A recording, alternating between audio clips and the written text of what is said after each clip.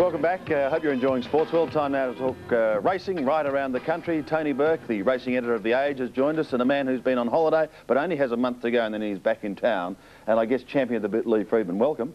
Thanks, Sandy. Yeah, it'd be good to get back in a month's time. Yeah, I'll bet it will be. Yeah, counting the days. And up there in Sydney, it completes an extraordinary trifecta. Maxie Presnell. Well, good morning, Max.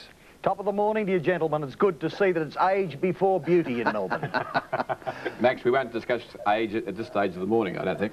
Let's talk about some very good horses, in particular our Maeskay. Tony, how good is our Maeskay?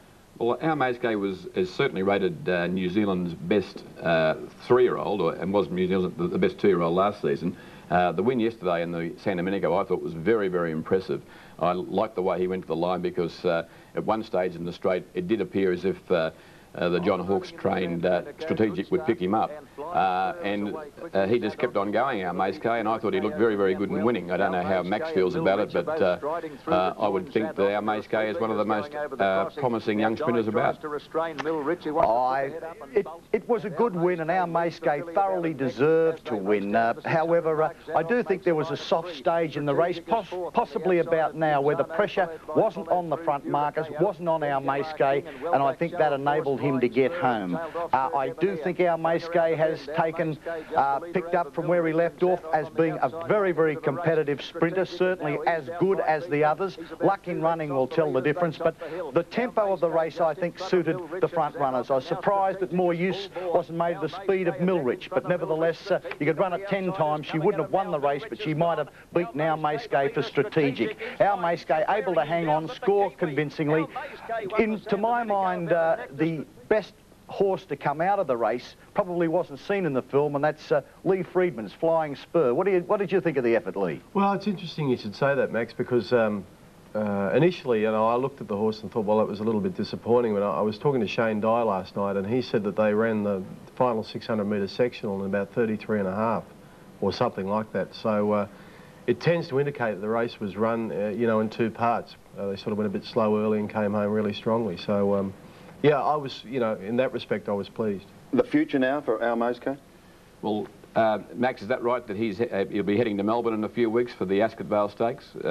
Yes, the up-and-coming first, though, Tony, over 1,200 metres. Our Maeskay is going to be hard to beat, as I said before, in all those races. You pointed out he was the best two-year-old in New Zealand. That's not a terrific rap. Our Maeskay is in the same category as strategic, but... Yeah, you're not Kiwi bashing, Max, are you? Are you Kiwi bashing, Max? Well, I think when it comes to two-year-olds, you can, not rugby union and other aspects or sailing. Max, anything out that doesn't come from Sydney is a bit anti as far as you're concerned, is that right? Well, not really, no, we're dealing with New Zealanders. I do think that Flying Spur, the Golden Slipper winner, has a future, has the biggest future of any runners in that race yesterday. Let's turn our attention now to the Bletchingly. Any excuses for the favourite? Well, there were excuses, I think, yesterday for several horses, probably at Caulfield. The track was very heavy, but I feel that the race on the day was won by the best horse in the race. Coming through now with Damien Oliver on the pink cap, just about to go to Sequalo now. And it was a terrific win because he blew the start, you remember, but Damien did say later that he felt that that was a blessing in disguise for him because the horse got farther back than he wanted, but if he'd been up near the lead, he said he doubts whether the horse could have won. That was his first start on a heavy track, you remember. He's a horse that's been plagued with problems. He's had two leg operations to remove bone chips from the knees. Lance Smith has done a fantastic job with this horse. He's a 5-year-old with a very limited racing behind him. In future, his racing will all be done on wet tracks because that's obviously what he needs these days to help his knees. But he's a very, very good horse, you remember, and I can see him being a definite threat in a race like the Manikato Stakes in a couple of weeks, particularly if the track is soft. Extraordinary name for a horse, but great effort for Lance, isn't it? He's had to battle so hard with that horse. Actually, Philip Jacobson, who owns the horse, told us how it was named. He bought the horse and asked a few of the other guys that he used to race with to come into it, and when they declined, he said, well, you'll remember this horse. That's how the horse was named. It's a great training effort, really, because, I mean, we've had a really wet winter here, record rainfall, and that horse was first up for a long time, and I think it was a pretty good training effort, given that probably some of the other runners in the race had, you know, had 1 or 2 starts and, you know, had the advantage of that over the horse. So, you know, full marks to him. Now, Max, the question is being asked down here, has Victoria pipped New South Wales to the post once again? Because during the week, the announcement was made of the Scobie-Breezley medal. And here is the great man, our top international jockey, and a medal has been struck in his honour to give to the greatest jockey that we believe. So are you a little bit miffed up there in New South Wales? Victoria has what to New South Wales yet again? What was the last time?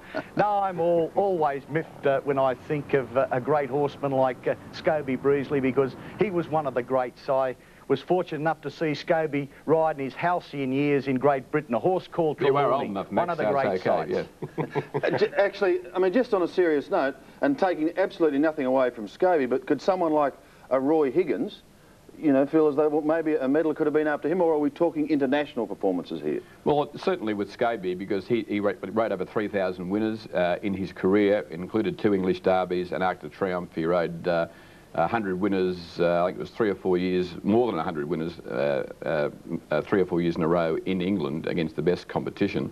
Certainly, I think Roy Higgins perhaps would feel a little miffed about not being more recognised than he has been in some areas, I suppose, for his achievements here, because Roy Higgins has been clearly the best jockey probably I've seen during my time in Australia, and that includes some of the present greats, and we have a lot of good jockeys at present, but Roy Higgins, when you consider his achievements, was an absolutely wonderful rider. Surely, gentlemen, Roy Higgins' time will come. He's not quite as grey as Scobie yet.